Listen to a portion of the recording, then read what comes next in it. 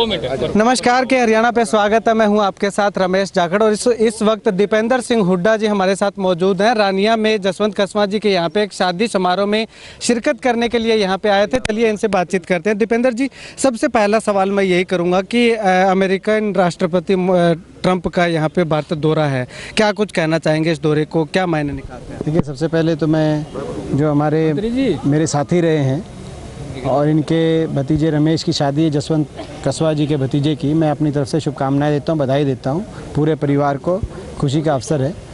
दूसरा, जहां तक अमेरिकी राष्ट्रपति ट्रंप साहब का सवाल है, वो आए हिंदुस्तान और जब ऐसी कोई विदेश से कोई डिग्निटरी आए तो वो कोई किसी पार्टी या कोई दलगत राजनीति का वहाँ का स्थान नहीं होता।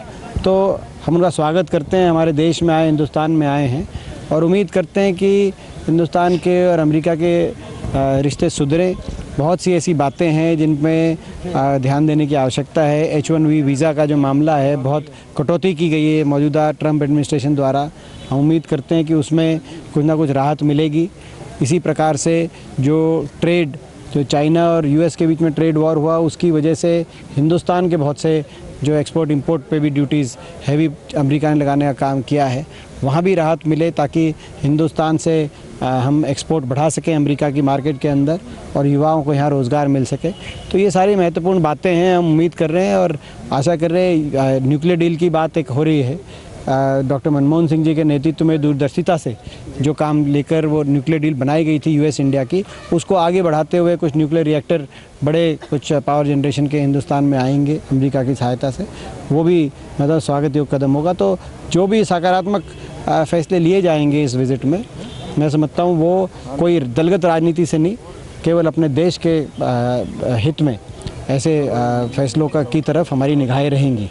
सर, अगर आने वाले समय की बात करूं तो कांग्रेस पार्टी का हरियाणा में क्या कुछ नया प्लान रहने वाला है? क्योंकि पीछे की अगर बात करें तो कांग्रेस पार्टी इतना ज़्यादा असर नहीं दिखा पाई कि सत्ता में आ जाए, तो आने वाले समय में किस तरह की? देखिए, कांग्रेस पार्टी ने हरियाणा के चुनाव में, सबसे पहले मैं आपके माध्यम से लोगों का धन्यवाद करता हूँ कि हरियाणा में जो नतीजा आया उसने देश को हिला के रख दिया।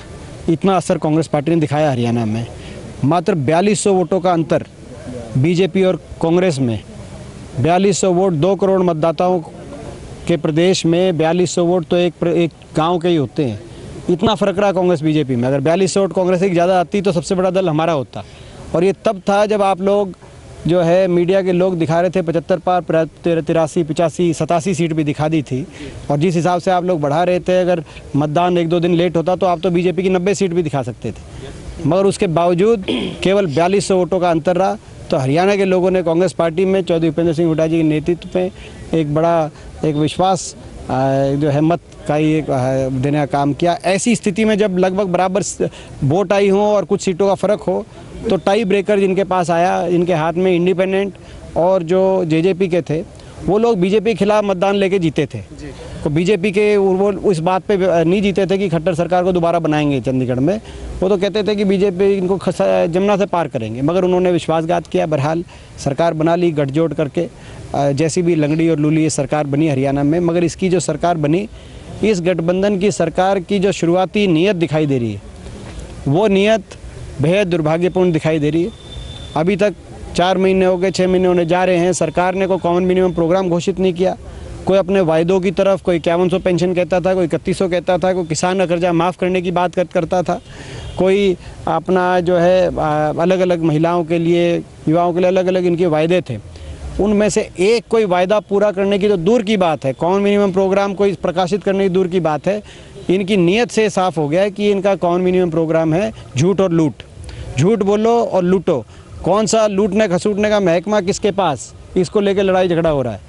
तो ये प्रदेश के लिए कोई अच्छा संकेत नहीं है। ये सरकार जो खट्टर सरकार पार्ट 2, तो मैं समझता हूँ खट्टर सरकार पार्ट 1 से भी कहीं ना कहीं निराशाजनक इनकी शुरुआत हुई है। ऐसे में सारी जिम्मेदारी कांग्रेस पार्टी की, जो आपने सवाल पूछा, तो सारी जिम्मेदारी कांग्रेस पार्टी की। जब टक्कर का विपक्ष हो, बराबर का विपक्ष हो, आज हरियाणा में विपक्ष मजबूत है। हरियाणा के लोगों को हम विश्वास दिलाना चाहते हैं, चिंता ना करें, हम सड़क से लेकर विधानसभा तक लड़ाई लड़ेंगे, इनको मजबूर करेंगे अपने वायदे पूरे करने के लिए और जनता के हितों की आवाज़ उठाएंगे। सर, नई आबकारी नीति को लेकर के क्या कुछ कहेंगे? 1000 रुपये दे करके 1 पेटी 2 पेटी घर में रखने की नीति जो आई है, ये जो नई आबकारी नीति आई है, इसमें मैं समझता हूँ कि इस बात पे कौन किन के हित में नीति है ये समझना ज़रूरी है। कौन वो लोग हैं जो 2000 रुपये दे के 2 पेटी घर पे रखना चाहेंगे, 1000 रुपये दे के 2 पेटी रखना चाहे, 1000 रुपये दे के 2 पेटी घर पे रखना चाहेंगे, या कौन वो लोग हैं जो रात को 3 बजे तक जो है शराब का सेवन करना चाहेंगे, क्योंकि 3 बजे तक खुले करने की बात करी है। उन लोगों को आकर्षित करने के लिए ये नीति ऐसा दिखाई देता है कि जो शराब के ठेकेदार हैं उनके प्रभाव में तैयार की गई नीति है। ये तो बताएं कि भाई क्या ज़रूरत थी, कहाँ से मांग थी, प्रदेश में कौन सा आंदोलन था कि 3 बजे तक दारू के ठेके ओपन रखवाएं? किसने आंदोलन किया था कि हर घर के अंदर जो है बार और ठेका खुलवाने का काम करें?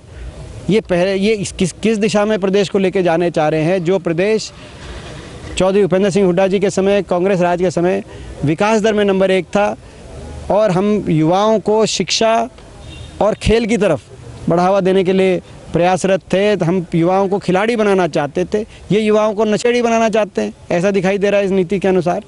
तो मैं समझता हूँ कि ये जो है एक दुर्भाग्यपूर्ण है।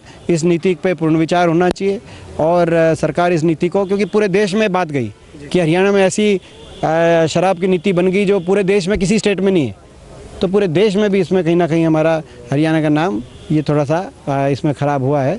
इसका ध्यान दे सरकार, इसको नीति को वापस ले। सर, एक आखिरी सवाल करूंगा। दिल्ली में जिस प्रकार से अरविंद केजरीवाल तीसरी बार लगातार मुख्यमंत्री बने हैं, तो क्या आपको लगता है कि आने वाले समय में हरियाणा में भी इसका कुछ असर देखने को मिलेगा? देखिए, 2 बातें इसमें कहना चाहता हूँ मैं। पहली बात तो जहाँ तक केजरीवाल जी हरियाणा के से संबंधित हैं और दिल्ली में उनको मुख्यमंत्री के लिए लोगों ने एक बड़ा बहुमत दिया है, हम केजरीवाल जी को शुभकामनाएँ देते हैं।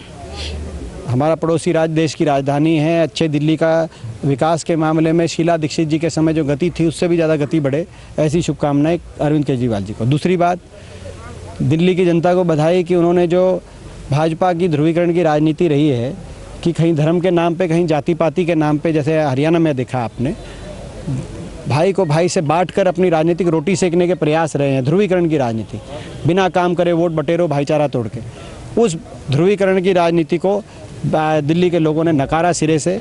दिल्ली के लोगों को बधाई। तीसरी, यहाँ तक कांग्रेस की बात है, कांग्रेस का प्रदर्शन दिल्ली में निराशाजनक रहा है।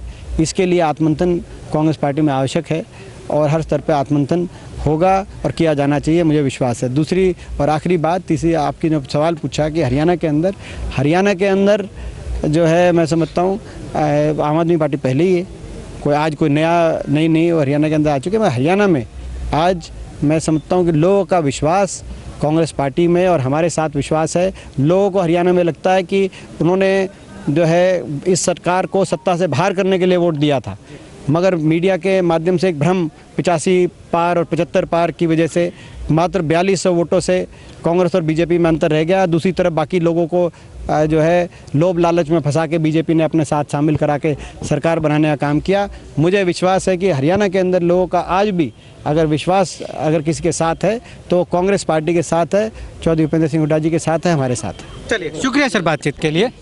तो यहाँ पे आपको बता दूं कि दीपेंद्र सिंह हुड्डा हमारे साथ खास बातचीत में शामिल थे और दीपेंद्र सिंह हुड्डा का साफ तौर पे कहना है कि जो अमेरिकन राष्ट्रपति डोनाल्ड ट्रंप का भारत दौरा है उसको लेकर के भी दीपेंद्र सिंह हुड्डा का कहना है कि जो विदेश नीति है, जो आयात निर्यात भारत और अमेरिका के बीच हो रहा था, उसको और ज़्यादा बढ़ावा मिलेगा। टैक्स कम होने का जो अनुमान उन्होंने लगाया है। इसके साथ साथ अगर बात करूं तो आने वाले समय में जो कांग्रेस पार्टी और ज़्यादा मेहनत करेगी। दिल्ली में जिस तरह से परिणाम रहे उसको लेकर के आत्ममंथन करने की बात भी दीपेंद्र सिंह हुड्डा के द्वारा कही गई है। और इसके साथ साथ अगर बात करूँ तो हरियाणा में जिस तरह से दीपेंद्र सिंह हुड्डा का कहना है कि मात्र 4042 वोटों के अंतराल से जो वो इस बार सत्ता पक्ष में आने से चूक गए, लेकिन इस बार जनता ने जिन पे भरोसा किया था उन्होंने उनके साथ विश्वासघात किया है। तो आने वाले समय में जो है कांग्रेस पार्टी का समय आने वाला है और आने वाले इलेक्शन में जो है 5 साल बाद जो इलेक्शन होंगे तो उसमें निश्चित तौर पे